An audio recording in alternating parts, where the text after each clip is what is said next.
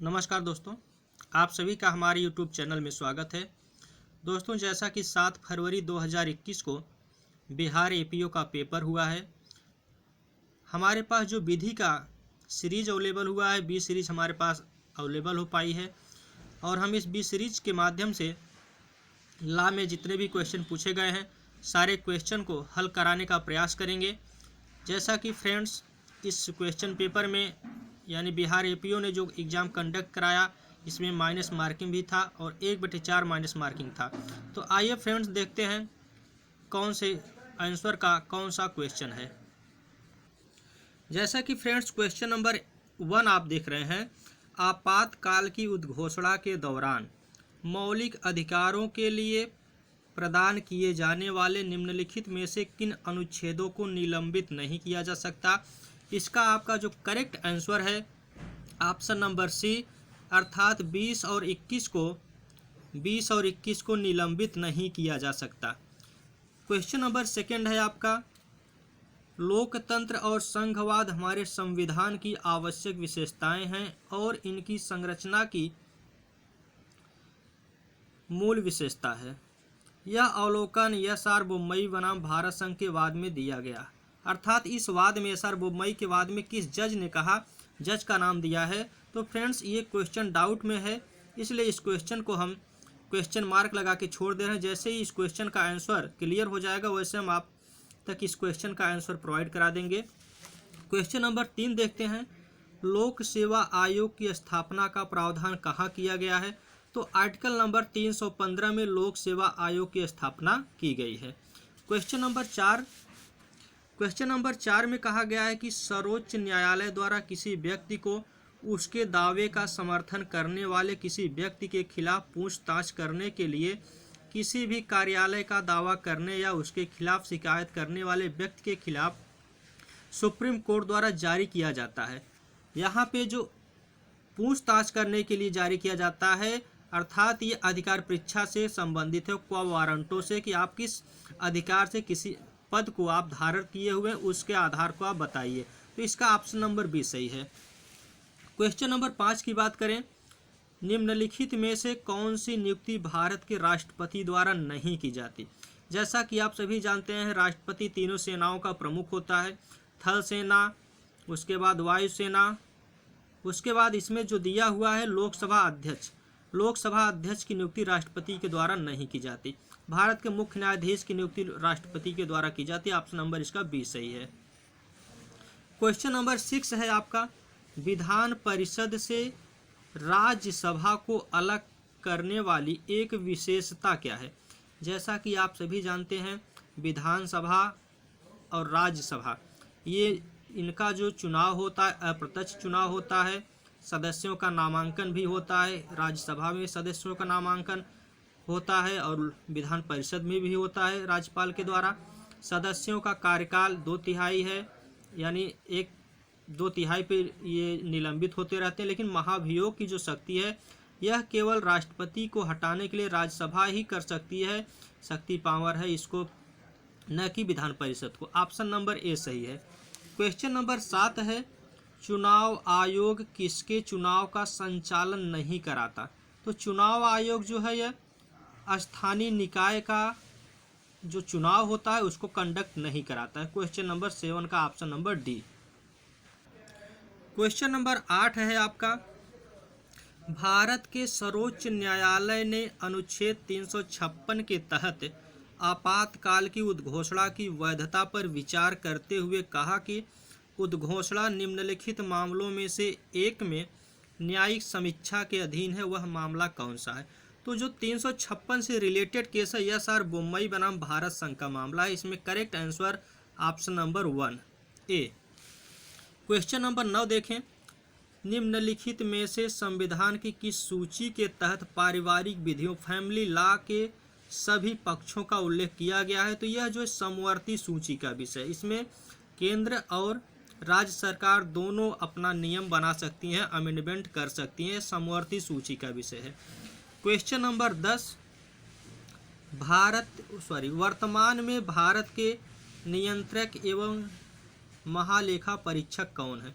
जैसा कि ये क्वेश्चन से ही पता चलता है कि पेपर पहले का बनाया हुआ है। वर्तमान समय में कै गिरीश चंद्र मुर्मू हैं, लेकिन इसका आंसर उस पर्पज में इसके पहले के अकॉर्डिंग देखा जाए तो राजीव महर्षि। क्वेश्चन नंबर 11 की हम बात करें। क्वेश्चन नंबर 11 कह रहा है कि अंधा होना संघ लोक सेवा आयोग का सदस्य होने के लिए अयोग्यता नहीं है, यह किस वाद में कहा गया।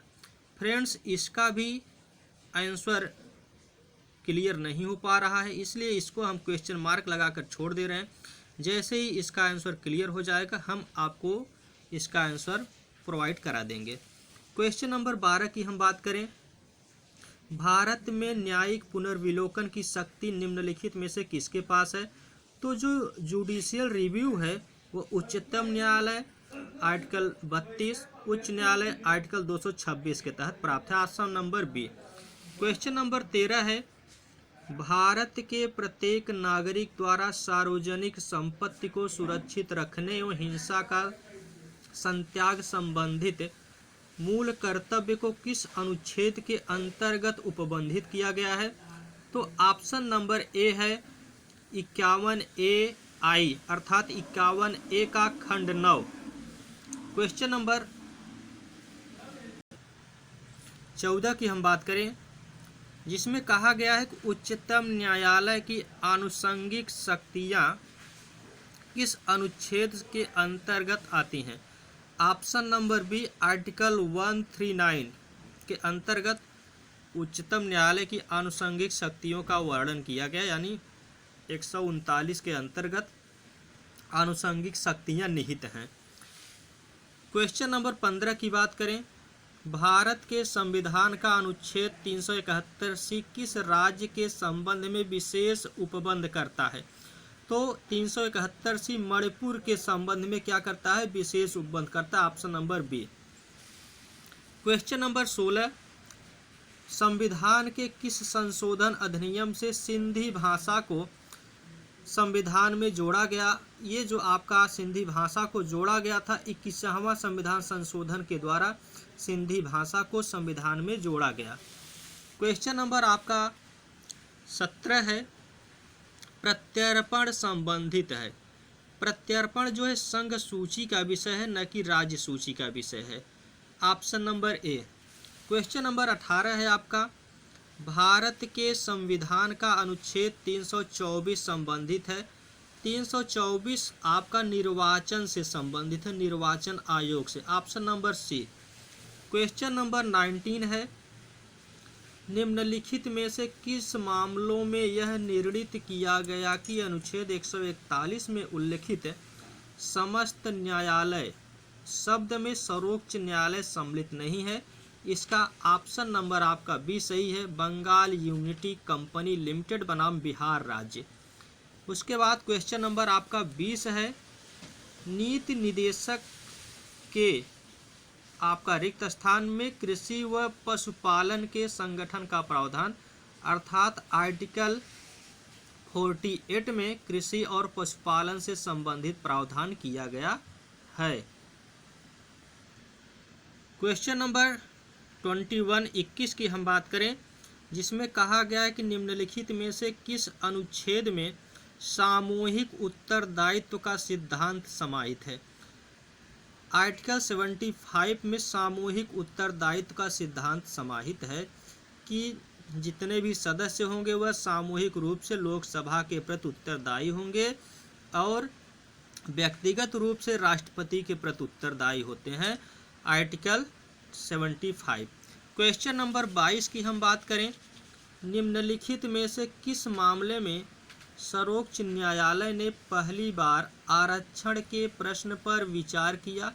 तो जो सबसे पहली बार आरक्षण के बारे में केस आई थी वह था मंडल आयोग का कमीशन, जिसमें कि जो सीमा निर्धारित की गई थी 50% की सीमा निर्धारित की गई थी कि मैक्सिमम 50% से अधिक आरक्षण लागू नहीं होगा। लेकिन फिर इसको अमेंडमेंट करके कैटलाग को भी इसमें इंक्लूड कर दिया गया था बाद में आपका 81वां संविधान संशोधन के अंतर्गत। उसके बाद क्वेश्चन नंबर 23 की हम बात करें, निम्नलिखित में से किस वाद में यह निर्धारित किया गया कि उच्च न्यायालय को अनुच्छेद 226 और 227 में प्राप्त शक्तियां संविधान के मूल ढांचे में हैं? यह जो निर्णय दिया गया था एल चंद्र कुमार के वाद में कहा गया कि जो न्यायिक पुनर्विलोकन की शक्ति है वह भी बेसिक स्ट्रक्चर के अंतर्गत आती है। क्वेश्चन नंबर 24 की हम बात करें, निम्नलिखित में से किस वाद में लोक अदालत संस्था का अर्थ सर्वोच्च न्यायालय द्वारा स्पष्ट किया गया? तो फ्रेंड्स यह भी क्वेश्चन डाउट में है, इसका आंसर अभी तक नहीं मिल पाया, इसलिए इसको हम क्वेश्चन मार्क लगाकर छोड़ दे रहे हैं। जैसे ही इसका आंसर क्लियर होगा वैसे ही हम इसका आंसर आप तक प्रोवाइड करा देंगे।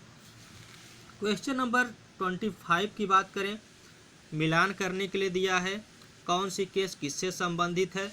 जैसा कि आप जानते हैं एम.एच. हास्काट का वाद, यह आपका निःशुल्क विधिक सहायता से है, आपका A4।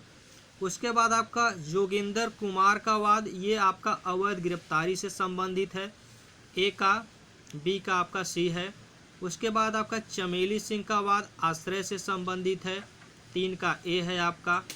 मुरली एस देवड़ा का वाद धूम्रपान से संबंधित है, D का 2 है, अर्थात इसका ऑप्शन नंबर C। आपका 25 question number option number C। आपका 25 क्वेश्चन जो है कॉन्स्टिट्यूशन से था। अब 25 क्वेश्चन आपका आईपीसी से शुरू होता है। कह रहा है कि भारतीय दंड संहिता 1860 की किस धारा में कार्य शब्द को परिभाषित किया गया है? ऑप्शन नंबर ए, सेक्शन 33 में कार्य और लोप को बताया गया है, तो इसका ऑप्शन ए सही है। उसके बाद 27 की बात करें, आईपीसी की किस धारा में सदोष अपराध के लिए दंड का प्रावधान किया गया है? यहाँ पे क्वेश्चन अगर आप इंग्लिश वर्जन नहीं देखेंगे तो थोड़ा पे यहाँ डाउटफुल हो रहा है कि सदोष अपराध। अब सदोष अपराध के अंतर्गत सदोष अवरोध और सदोष परिरोध भी आता है, इसलिए यहाँ इंग्लिश वर्जन देखना जरूरी है। 27 का यहाँ पे रांगफुल रिस्ट्रेंट्स का प्रयोग किया गया, अर्थात सदोष अवरोध, न कि सदोष परिरोध, सदोष अवरोध। अब आइए हम यहाँ देखते हैं, अब इसका आंसर आसानी से क्लियर हो जाएगा कि सदोष अवरोध के लिए दंड का प्रावधान, सदोष अवरोध 339 में है, दंड इसका 341 में है। उसके बाद सदोष परिरोध 340 में है इसका। क्वेश्चन नंबर 28 की बात करें, दंड भारतीय दंड संहिता में अपराध परिभाषित कहाँ किया गया है? तो आईपीसी में अपराध की परिभाषा धारा 40 में दी गई है। क्वेश्चन नंबर 29 की बात करें, उद्दापन को आईपीसी में कहाँ परिभाषित किया गया है? तो उद्दापन को धारा 383 में परिभाषित किया गया है। क्वेश्चन नंबर 30 की बात करें, आईपीसी में क्रूरता शब्द की परिभाषा कहाँ दी गई है? तो आईपीसी में क्रूरता की परिभाषा 498A में ऑप्शन नंबर डी में दी गई है। क्वेश्चन नंबर 31 की बात करें, भारतीय दंड संहिता की निम्नलिखित में से किस धारा में आत्महत्या के लिए प्रयत्न, ध्यान देना आप आत्महत्या के लिए प्रयत्न से संबंधित दंड का प्रावधान किया गया है? तो यह आपका 309 काफ़ी विवादित सेक्शन रहा है कि इसको समाप्त कर दिया जाए, जैसा कि ज्ञान कौर पंजाब राज, उसके बाद आपका पी रतिनाम, श्रीपति मारुति दुब्बल आदि केस इसी से रिलेटेड हैं। उसके बाद आपका क्वेश्चन नंबर 32, आईपीसी में सद्भाव शब्द का प्रयोग नहीं किया गया है? तो धारा 90 में सद्भाव शब्द का प्रयोग नहीं किया गया है।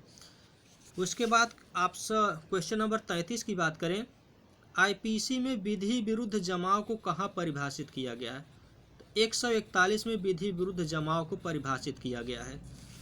क्वेश्चन नंबर 34 की बात करें, ए बी को राष्ट्रीय राजमार्ग पर मिलता है, उसे पिस्तौल दिखाकर बी का पर्स मांगता है, परिणाम स्वरूप बी अपना पर्स उसे दे देता है। निम्नलिखित में से ए ने कौन सा अपराध किया?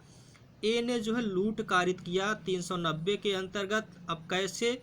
क्योंकि जब ए ने बी को राजमार्ग पर पिस्तौल दिखाकर उससे उसका बटुआ मांगा अर्थात पर्स मांगा, तो उसकी मृत्यु तत्काल कारित करने का भय दिखाया। जहाँ पे किसी व्यक्ति को घोर उपहत या तत्काल मृत्यु कारित करने का भय दिखाकर कोई कार्य कराया जाता है तुरंत प्रेजेंट टाइम में, वहाँ वह लूट का अपराध हो जाता है। तो 34 का ऑप्शन नंबर बी लूट। क्वेश्चन नंबर 35 की बात करें, निम्नलिखित में से किस उम्र तक की लड़की के भारत में बाहर के किसी देश से या जम्मू तथा कश्मीर से आयात करने के अपराध के लिए 10 वर्ष तक के कारावास के दंड का विधान किया गया है? 21 वर्ष। अगर आप किसी लड़की को भारत से बाहर या जम्मू कश्मीर से आयात करते हैं तो उसकी एज जो निर्धारित की गई है कम से कम 21 वर्ष से कम होनी चाहिए। Option number D. Question number 36, IPC में कौन सी धारा स्वैच्छिक मतदाता से संबंधित है? अनैच्छिक मतदाता से। तो इसका जो आर्टिकल सेक्शन है आपका सेक्शन 85 आपका अनैच्छिक मतदाता से है, और 86 जो है आपका यह आपका कह सकते हैं स्वैच्छिक मतदाता से है, यानी अपनी इच्छा के अनुसार मतदाता से है, और ये अपनी इच्छा के विरुद्ध मतदाता से है। तो इसका ऑप्शन नंबर बी सही है। क्वेश्चन नंबर 37 की बात करें, शरीर की व्यक्तिगत प्रतिरक्षा का अधिकार मृत्यु कारित करने तक होता है। तो यह सेक्शन 101 से संबंधित है 100 से संबंधित है, जिसमें कि मृत्यु की आशंका, घोर उपहत की आशंका, बलात्संग करने का आशय, सभी परिस्थितियों में किस अपराधी की मृत्यु कारित की जा सकती है। क्वेश्चन नंबर 38 है, सरला मुदगल प्रेसिडेंट कल्याणी वर्सेस भारत संघ का प्रकरण, यह बाइगेमी जारकर्म से है। ऑप्शन नंबर सी सही है। क्वेश्चन नंबर 39 है, किस वाद में न्यायालय ने सामान्य आशय तथा समान आशय में अंतर किया, डिफरेंस किया? महबूब शाह बनाम एम्परर। इसके जस्टिस से Madhavan Nair. Option number B सही है। क्वेश्चन नंबर 40 है आपका, भारतीय दंड संहिता की धारा 351 के अंतर्गत हमला कारित किया जा सकता है। तो जो हमला कारित किया जाता है वह भावभंगिमा और तैयारी दोनों से होता है। केवल भावभंगिमा से हमला नहीं हो सकता, केवल तैयारी से नहीं हो सकता, दोनों का मिश्रण होना चाहिए। भावभंगिमा और तैयारी दोनों होगा तभी जाके अपराध हमला कहलाएगा। Option number D. Question number 41 अर्थात 41, आईपीसी की किस धारा के अंतर्गत संपत्ति की व्यक्तिगत प्रतिरक्षा का अधिकार मृत्यु कारित करने तक विस्तारित है? संपत्ति की प्रतिरक्षा की बात करें तो 103 में है, और शरीर की प्रतिरक्षा की बात करें तो 100 से शुरू होता है, 100, 101, 102, और शरीर और संपत्ति की 103, 104, 105। ऑप्शन नंबर ए सही है। क्वेश्चन नंबर 42 की बात करें, संपत्ति का बेईमानी से दुर्विनियोग भारतीय दंड संहिता के अंतर्गत कहाँ परिभाषित है? 403 में। क्वेश्चन नंबर 43 की बात करें, भारतीय दंड संहिता की कौन सी धाराएं थल सेना, नौसेना, वायुसेना से संबंधित अपराधों के संबंध प्रावधान करती हैं? धारा 131 से 140। Option number C. Question number 44 की बात करें, दुष्प्रेरण के अपराध में सम्मिलित है।